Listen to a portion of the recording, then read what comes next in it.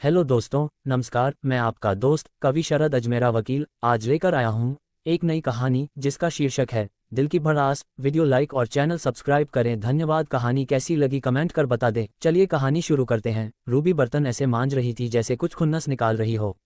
जोर जोर से बर्तन पटकने की आवाजें, एक आध हाथ से छूटकर गिर जाने की टनटनाहट, धीमी धीमी बड़बड़ाहट की गुनगुन, झल्लाए तेवर और तेजी से चलते हाथ। रूबी का हाल वही था जो अक्सर कामवाली बाइयों के अचानक से न आने की खबर सुन किसी भी गृहस्थन का हो जाता है। और सोने पर सुहागा तब होता है जब घर में मेहमान भी आए हुए हों। कितना भी पहले बोलकर रखो इन लोगों को, मगर ठीक एंड टाइम पर छुट्टी मारती हैं। 2 महीने से बोल रखा था चंदा को, मई के पहले 2 हफ्ते कोई छुट्टी मत लेना, माँ आ रही हैं। वैसे भी माँ मेरे पास नहीं आती। बड़ी मुश्किलों से राजी किया था कि कभी तो बेटी के पास भी रह जाया करो। बच्चे भी बोलते हैं सबकी नानियाँ आती हैं, एक हमारी ही नहीं आती। तब जाकर पूरे 5 साल बाद आई हैं। सोचा था उनके आने पर चंदा से कुछ एक्स्ट्रा काम करा लिया करूंगी ताकि उन्हें ज्यादा समय दे सकूं, कुछ घुमा फिरा सकूंगी। मगर ये महारानी जी तो अपना काम करने से भी रही। घर कितना गंदा पड़ा है, बर्तन भी मुझे ही मांजने पड़ रहे हैं। बड़बड़ाते हुए रूबी की नज़र बार बार घड़ी की ओर जा रही थी। घड़ी की सुइयों के साथ उसके हाथों की गति भी बढ़ रही थी। ओह, कितना लेट हो गया, लगता है आरती तक ही पहुंच पाएंगे। रूबी की मम्मी निर्मला जी अपने गृहनगर बरेली से बाहर कम ही आती जाती थीं। वे अधिकतर पूजा पाठ और सेवा कार्यों में ही व्यस्त रहतीं। मुंबई तो जैसे उन्हें दुनिया का दूसरा कोना लगता, इसलिए बेटी दामाद के लाख आग्रह के बाद भी उन्हें टाल दिया करती थीं। वैसे भी मुंबई की भागती दौड़ती जिंदगी और उमस उन्हें बिल्कुल पसंद नहीं थी। फिर भी इस बार आ गई थीं। रूबी बहुत कोशिश करती कि उन्हें कहीं घुमा लाए, मगर भीड़ से उनका जी घबराता था। आज पास की ही सोसाइटी में रूबी की एक पुरानी परिचिता स्मिता के यहाँ गृह प्रवेश की पूजा चल रही थी। निर्मला जी वहां जाने के लिए तैयार हो गईं। रूबी ने वहां समय से पहुंचना तय किया था, मगर सुबह उसकी बाई चंदा का फोन आ गया कि उसे बहुत जरूरी काम से गांव जाना पड़ रहा है, अतः वह 2 दिन काम पर नहीं आ पाएगी। फोन सुनकर रूबी का जो हाल हुआ उसका वर्णन शब्दों में नहीं किया जा सकता। उसे वही समझ सकता है जो ऐसी मुसीबत से गुजरा हो। रूबी का मन तो किया आज ही निकाल बाहर करे चंदा को, पर कैसे? आज से पहले तो उसने ऐसा धोखा कभी नहीं दिया। पैसे तो काट ही लूंगी, पर कैसे काट सकती हूँ?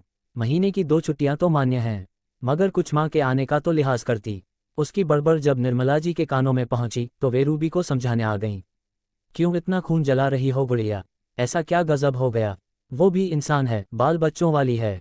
क्या उसे कोई ज़रूरी काम नहीं हो सकता? काम का क्या है, वापस आकर हम दोनों निपटा लेंगे। चल अब तू शांत हो जा, मैं तेरे लिए अदरक की चाय बनाती हूँ। उसे पीकर रिलैक्स हो और आराम से तैयार हो जा। माँ के समझाने पर रूबी उखड़े मन से ही सही, मगर मुस्कुरा पड़ी। दोनों जब पूजा में पहुंचे तो आरती ही चल रही थी। रूबी को पूजा हॉल में प्रवेश करते हुए बड़ी शर्म महसूस हुई। जब कोई उसके घर ऐसे सीधे आरती में पहुंचता था तो वह मन ही मन चिढ़ती थी, लो आ गए सीधा प्रसाद खाने। और अब वही ऐसे आए हैं, स्मिता क्या सोचेगी? आरती के बाद भोजन का आयोजन था और उसके कुछ देर बाद सुंदरकांड शुरू होना था। भोजन के लिए बाहर एक अलग पंडाल की व्यवस्था थी। स्मिता को बधाई और गिफ्ट देकर रूबी और निर्मला जी ने लंच की प्लेट लगाई और पंडाल के एक कोने में सही जगह देखकर बैठ गए। खाना खाते हुए यूं ही रूबी की नज़र हवा से हिल रहे पर्दों के बाहर चली गई तो वह चौंक पड़ी। अरे ये क्या, चंदा यहाँ? बाहर उसकी बाई चंदा बैठी बर्तन मांज रही थी। ये देख रूबी के भीतर यकायक जो ज्वालामुखी फूटा। यदि उसका लावा बाहर आ जाता तो चंदा के साथ साथ सभी बर्तन भांडे भी बहा कर ले जाता, मगर रूबी कैसे बहने देती? सामने उसकी माँ जो बैठी थी, माँ के सामने अपनी छवि कैसे खराब होने देती कि उसकी इतनी समझदार मैच्योर टफ बेटी एक बाई के धोखे से हिल गई।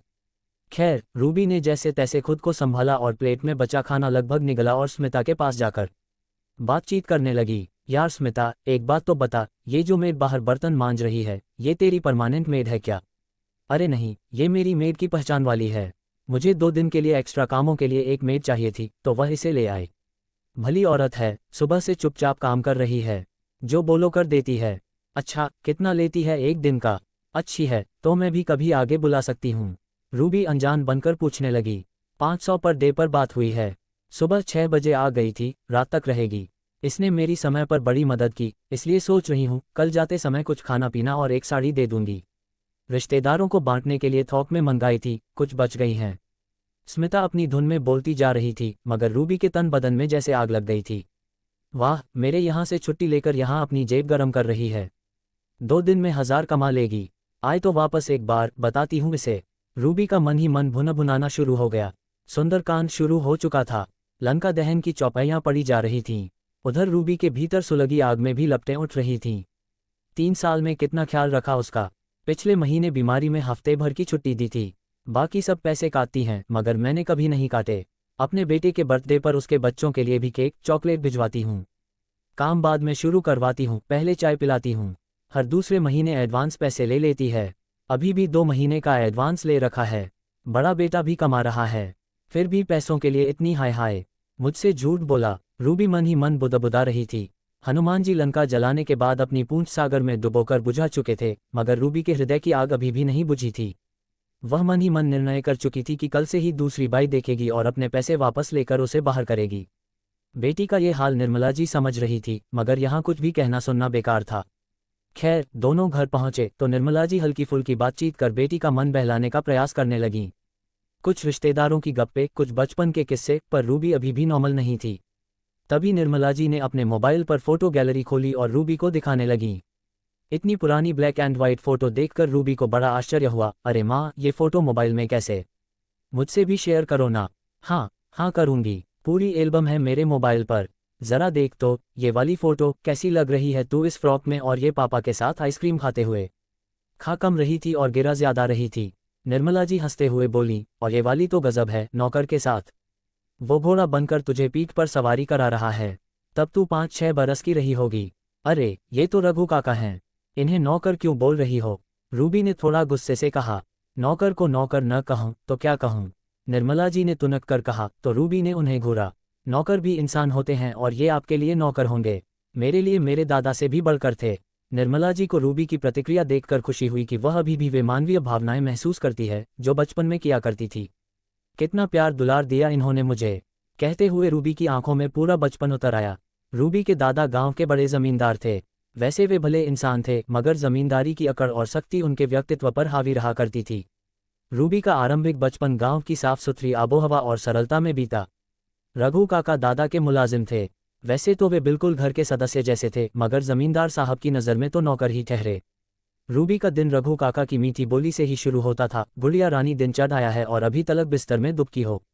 घोड़े की सवारी करनी है ना, तो जल्दी जल्दी उठो, नहा धोकर तैयार हो जाओ, फिर सैर पर चलेंगे। यह उन दोनों की दिनचर्या थी। काका तड़के 5 बजे ही हवेली आ जाते और गाय भैंसों का काम करते, मसलन दूध निकालना, चारा डालना, सफाई करना। फिर 8-9 बजे के लगभग 1-2 घंटे छोटी गुड़िया की सेवा में हाजिर रहते। उसे घुमाना फिराना, उससे मीठी मीठी बातें करना। रूबी को बचपन में खोया देख निर्मला जी ने उसे झंझोड़ा। अरे कहाँ खो गई? सीधे गांव पहुंच गई लगता है। हाँ माँ, सच कितने अच्छे दिन थे वो। रघु काका के चले जाने के बाद तो गांव में बिल्कुल अच्छा नहीं लगता था। हाँ, कितना रोई थी तू उनके जाने पर। रघु काका को याद कर रूबी अभी भी रुआंसी हो चली थी। अच्छा, तुझे वो किस्सा याद है जब एक दिन रघु काका बड़े उदास आए थे, बेमन से काम कर रहे थे। किसी ने इस बात पर ध्यान नहीं दिया, मगर तू इतनी छोटी होते हुए भी उनकी उदासी को भांप गई थी। कैसे बार बार उनका मुंह ऊपर कर आंखों में झांकती हुई पूछ रही थी कि क्या हुआ काका, इतने उदास क्यों हो? वो कह रहे थे कि कहाँ उदास हूँ, ये देखो मैं तो हंस रहा हूँ। और फिर जोर जोर से हंसने की एक्टिंग करने लगे थे। हाँ माँ, याद है। काका की वो झूठी खोखली हंसी, उदास पनीली आंखें, कितना दर्द छिपा था उनमें। रूबी उदास हो चली। उसकी आंखों के सामने वह दृश्य जीवंत हो उठा जब वह काका की चिंता में दादाजी के पास भागी भागी गई थी। दादाजी, देखो मेरे रघु काका को क्या हुआ है। आज अच्छे से बात भी नहीं कर रहे हैं। जरूर उनकी तबीयत खराब है। उन्हें डॉक्टर को दिखाओ। पीछे पड़ गई थी उनके। मजबूरन दादाजी को सब काम छोड़कर पहले रघु काका से बात करनी पड़ी, उनका हाल जानना पड़ा। तब पता चला कि उनका बेटा बहुत बीमार था। इलाज के लिए पैसों की सख्त ज़रूरत थी, मगर उनका स्वाभिमान किसी के आगे हाथ फैलाने में कतरा रहा था। तब दादाजी ने उन्हें पैसे देकर मेरी ओर देखा था और बोले थे, अब खुश? अब तो मेरा पीछा छोड़ मेरी माँ। हाँ गुड़िया, पर मुझे एक बात आज तक समझ नहीं आई कि बिन बताए उनकी परेशानी तुम कैसे समझ गई थी? कितनी छोटी थी तुम? समझने वाली बात क्या थी माँ, इंसान की आंखें सब बोलती हैं। बस पढ़ने वाला चाहिए। हाँ, यही कारण होगा। बड़े लोग अपने जीवन की आपाधापी में इतने व्यस्त हो जाते हैं कि किसी की आंखों की तो क्या, मुंह से कही बात भी पकड़ नहीं पाते। अच्छा एक बात बता, तुझे आज चंदा की आंखों में कुछ नजर नहीं आया? वो कितनी थकी हुई, खोई खोई सी काम कर रही थी, जैसे कोई जिंदा लाश हो। तभी उसकी नज़र हम पर नहीं पड़ी। रूबी को सुनकर थोड़ा धक्का लगा। नहीं माँ, मुझे तो उसे वहां देखकर ऐसी आग लगी कि इसके बाद मुझे न कुछ दिखा, न मैंने कुछ सुना। तुम्हें ऐसा क्या नजर आया उसकी आंखों में? मैंने उसकी आंखों में और चेहरे पर वही रघु काका वाली उदासी देखी थी गुड़िया। क्या कह रही हो माँ? हाँ बेटा, एक बात कहती हूँ, परसों जब वह आएगी तो पहले उससे बात करना, उसकी सुनना, फिर कोई निर्णय लेना। ठीक है माँ। अच्छा ये तो बताओ, आपके मोबाइल में ये फ़ोटो पहुंची कैसे? चंदा प्रकरण से असहज हो चली रूबी ने बातों का रुख बदला। इस बार तेरा भाई जब घर आया था तो सारी पुरानी एल्बम बैठकर स्कैन कर डाली और मोबाइल में डाल दी। कहने लगा मम्मी एल्बम में रखे रखे इनमें दीमक लग जाएगी, इसलिए इन्हें डिजिटल बना रहा हूँ। हमेशा साथ और पास रहेंगी, जब मर्जी देख लो। माँ बेटी की ऐसी ही बातों में 2 दिन गुजर गए। रूबी का मन अब शांत था। सुबह चंदा अपने तय समय पर आ गई। रूबी ने बड़े सहज भाव से पूछा, अरे चंदा, तेरा गांव का काम खत्म हुआ कि नहीं? हाँ दीदी, हो गया। चंदा नीची नजरें किए थोड़ा हकलाते हुए बोली। अच्छा, मुझे नहीं पता था तेरा गांव सनसिटी सोसाइटी में ही है। रूबी ने मुस्कुराते हुए कहा। सुनकर चंदा के पैरों तले जमीन निकल गई। चेहरे पर ऐसी हवाएं उड़ी जैसे किसी चोर की हालत रंगे हाथों पकड़े जाने पर होती है। वो बुरी तरह घबरा कर बोली, दीदी मैं भी वहां गई थी। तुझे वहां काम करते देखा, इसीलिए पूछ रही हूँ। रूबी बिल्कुल संयत थी। ऐसी क्या बात हो गई चंदा, जो तुझे वहां काम करना पड़ा? पहले ही तेरे पास इतने काम हैं, ज्यादा काम करेगी तो शरीर थकेगा। पिछले महीने ही तुझे बुखार आया था, अभी कमजोरी पूरी तरह गई भी नहीं है। चंदा बेहद आश्चर्य में थी। उसका झूठ और धोखा पकड़ने के बाद भी दीदी इतने प्यार से बोल रही हैं। उसका अपराध बोध आंखों के रास्ते बह निकला। सुबकते हुए कहने लगी, क्या करती दीदी? छोटे की फीस भरनी थी। फीस न भरने पर मास्टर जी ने उसे पूरे दिन कक्षा से बाहर खड़ा रखा था। पर तेरा तो बड़ा बेटा भी नौकरी करता है ना? फिर कहाँ दीदी, वो तो 4 महीने से घर पर बैठा है। आपसे जो फीस भरने के लिए एडवांस लिया था वह पूरा मेरी बीमारी पर ही खर्च हो गया था। अरे तो मुझसे क्यों नहीं बोली?